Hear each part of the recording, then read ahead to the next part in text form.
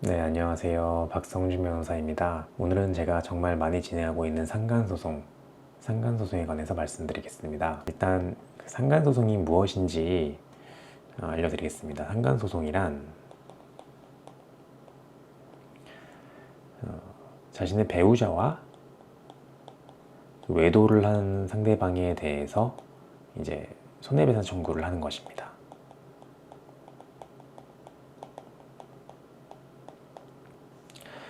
여기서의 배우자에는 그 사실혼 관계에 있는 배우자도 포함을 하고요. 꼭 법률혼이 아니어도 혼인신고를 하지 않아도 포함이 되고, 또 약혼자도 포함이 됩니다. 약혼을 한 상대방도 포함이 되고, 또 여기서의 외도는 일반적으로 성관계를 한 경우가 일반적이지만, 그 외에 각종 애정행각이나 스킨십을 한 경우에도 이 외도 행위에 포함이 됩니다. 또 여기서의 손해배상을 청구한다는 것은 우리가 손해배상에는 크게 정신적 손해배상과 또 재산적 손해배상이 있는데, 여기서는 정신적 손해배상을 의미합니다.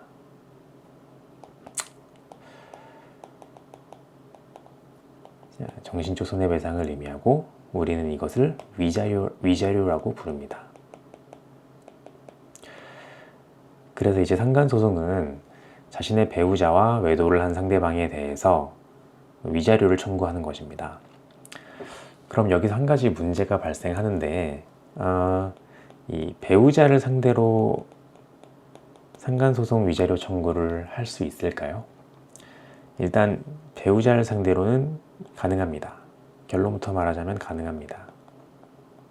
다만 이런 문제가 있어요. 만약에 배우자가 그 외도를 했다는 것을 발각해서 손해배상 청구를 할 때 이혼을 하게 되는 경우가 있잖아요. 그거를 발견해서, 그거는 이제 그 민법 840조 1호에 의해서 이혼 사유가 됩니다. 그래서 이혼 사유가 되는데, 이혼을 하는 경우에 보통 이혼할 때 위자료 청구를 하거든요. 그래서 따로 상간소송을 할 필요가 없어요. 이거를 정리를 해볼까요? 이혼 시 위자료 청구를 따로 합니다. 이혼 소송을 할 때. 그래서 상간소송을 따로 할 필요 없습니다. 자, 그럼 만약 이혼을 안 한다, 배우자가 외도를 한 걸 알고도 그냥 한번 눈 감아주겠다, 아니면 도저히 어떤 사정 때문에 이혼할 수가 없는 상황이다 했을 때는, 사실은 혼인관계를 유지하면서 배우자를 상대로 손해배상 청구 소송을 하는 경우는 쉽지가 않습니다. 사실상 그게 어렵기 때문에 결국에는 이론적으로 가능은 한데, 그리고 인정된 판례들도 있는데 실무상 거의 없다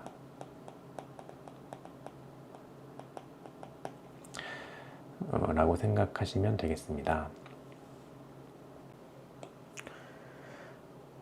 보통 청구 금액은 한 3천만 원 정도 청구를 하고, 그렇게 청구를 하면 보통 성관계가 있는 경우 1,500만 원에서 2천만 원 정도 인용이 됩니다. 만약에 성관계에 이르지 않은 경우 이거보다 적은 금액이 인정될 수 있고, 또 그 정도가 심한 경우에는 3천만 원 정도 선까지 인정이 될 수 있습니다. 여기서 3천만 원을 청구하는 이유는 3천만 원 그 초과를 하는 금액을 청구를 해야지, 그래서 실무상으로는 3,100만 원이나 뭐 3천만 1,000원 이렇게 청구하기도 하거든요. 이게 3천만 원을 넘어야 판결 이유를 씁니다. 판사들이 3천만 원 이하는 판결 이유를 안 써도 되기 때문에 좀 대충 판결을 할 위험이 있어요. 실제로 그렇지 않겠지만 그럴 위험이 있어서 실무상 3,100만 원 정도 청구를 하고요. 그 중에 1,500만 원에서 2천만 원 사이에서 가장 많이 인용이 된다. 네, 이렇게 보시면 되겠습니다.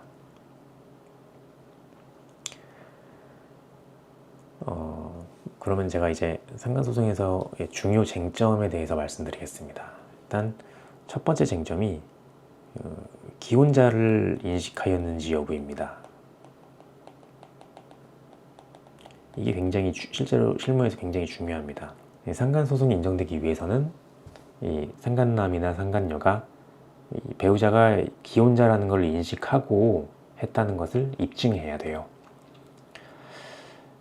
우리가 심정적으로는 어떤 물증이 없어도 당연히 상식적으로 알고 있겠거니 주장을 할 수 있지만 재판은 그런 식으로 이루어지지 않습니다. 명백한 입증 자료가 뒷받침되어야 인정되기 때문에 이걸 입증을 잘 해야 되는데, 주로 입증 자료로 많이 사용되는 것이 아무래도 카카오톡 대화 내역입니다.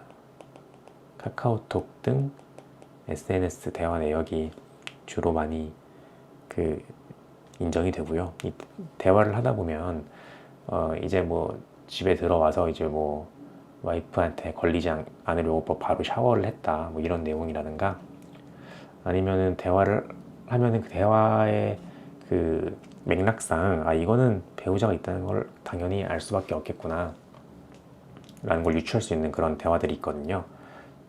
꼭 그런 대화 내용들이 있습니다. 그런 거를 하나 첨부를 하면 기혼자 인식이 인정이 됩니다. 그리고 같은 직장에 다녔거나 다 같이 알고 지내는 지인인 경우가 있습니다. 이게 참 신기하더라고요. 다 같이 알고 지내는데도 그 와중에 그런 일이 있을 수 있다는 게 신기한데, 이런 경우에는 인정이 됩니다. 같은 직장에 다녔거나 뭐 같은 학교를 나왔거나 뭐 그런 경우요. 그렇게 이 쟁점이 하나가 있고, 두 번째는 또 중요한 쟁점이 성관계의 입증입니다.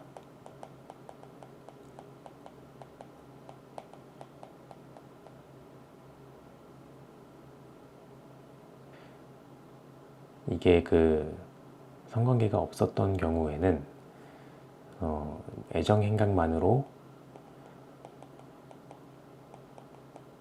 청구를 하는 건데, 물론 인정이 됩니다. 어떤 것들이 있냐면, 이제 기혼자임을 아는 상태에서, 기혼자임을 인식한 이 상태에서 데이트를 반복적으로 한 경우, 같이 영화를 보거나 술을 마시거나 밥을 먹거나 하는 경우, 물론 상대방이 그건 단지 어떤 친구로서 만난 거다라고 맨날 변명을 하는데, 그 정도가 지나친 경우 인정될 수 있고, 또 성관계는 이르지 않았더라도 각종 스킨십이 있었던 경우, 차 안에서 그냥 입맞춤을 하고 그런 내용이 또 블랙박스에 담겼다던가, 아니면은 주로 많이 또 인정이 되는 게 이 카톡 대화 내용입니다. 카톡 등 SNS에서 대화를 하는데 뭐 애칭을 쓰는 거예요. 자기, 여보, 뭐 이런 것들을 쓰는 경우 이게 다 인정이 됩니다. 그렇지만 인정 금액이 훨씬 낮아지기 때문에 아무래도 성관계 유무를 입증하는 게 가장 중요한 포인트라고 할 수 있습니다.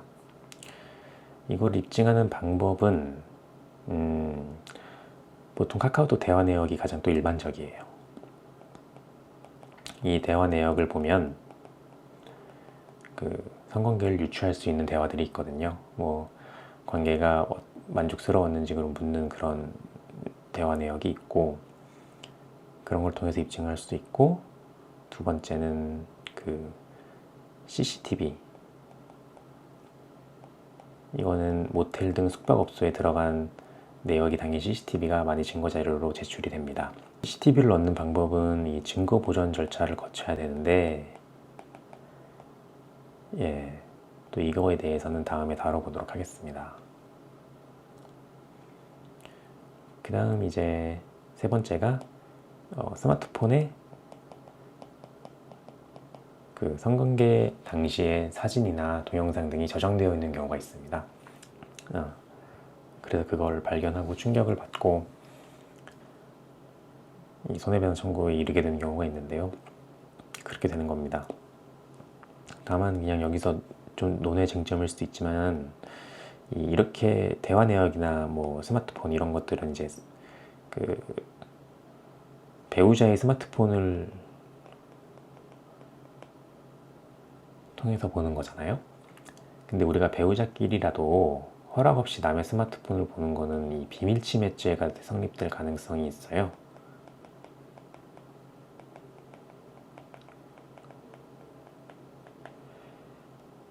그래서 사실은 자기가 임의로 배우자의 스마트폰을 봤다 하더라도 이거를 소장을 작성할 때는 그냥 우연히 보게 됐다 이런 식으로 많이 작성을 합니다, 실제로는. 그리고 사실은 이게 배우자가 자기가 이제 외도를 한 게 적발된 상황에서 굳이 내 스마트폰을 왜 훔쳐봤냐라고 이제 나올 수는 없는 거잖아요, 인간인 이상. 그래서 크게 문제가 되지는 않는데 실제로 문제가 물고 늘어지는 경우가 있으니까 소장을 작성할 때 그렇게 작성을 하고요. 그 다음 쟁점이 혼인 파탄 이후인지 여부입니다. 그러니까 외도 자체는 있었어요. 외도 자체는 존재했는데 이제 혼인이 파탄된 이후라고 변명을 하는 거죠. 이미 상대방의 가정은 혼인관계는 파탄이 나 있었다, 이혼 준비 중이었다던가 서로 별거한 지 장기간 별거를 하였다던가 하는 그런 사정이 있으면 상대방이 항변을 할 수가 있어서 이 부분이 또 중요한 부분입니다. 청구를 하는 입장에서는 혼인 파탄 관계가 아니었다고 주장을 해야겠죠. 마지막으로 이제 구상권 쟁점이 있습니다. 이건 뭐냐면, 그러니까 A와 B가 부부 사이라고 했을 때, 또 C가 상간자라고 했을 때 이렇게 청구를 하는 거잖아요. 이렇게 청구를 하는 건데 그러면 C가 내가 B와 같이 바람을 핀 건데 왜 나한테만 그러냐라고 항변을 하는 거예요. 그래서 C가 다시 B에게 청구를 하는 거죠. 이게 구상권이라는 겁니다.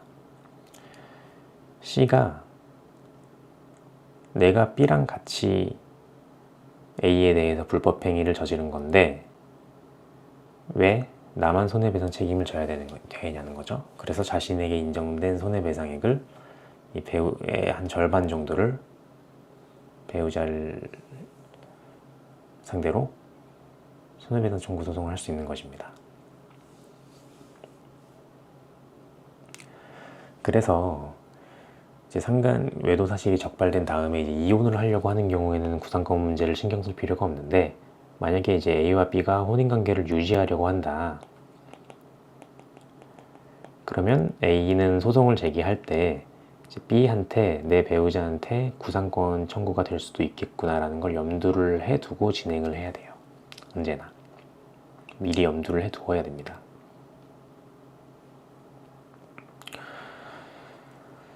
이런 쟁점들이 있습니다. 하여간 상간 소송은 이게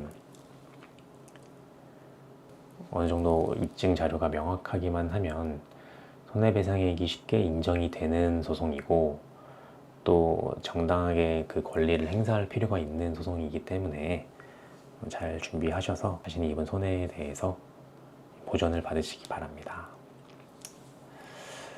그럼 다음에는 보통 실무에서 상간소송에 대해서 어떻게 방어를 하는지 그 유형에 대해서 좀 알아보도록 하겠습니다.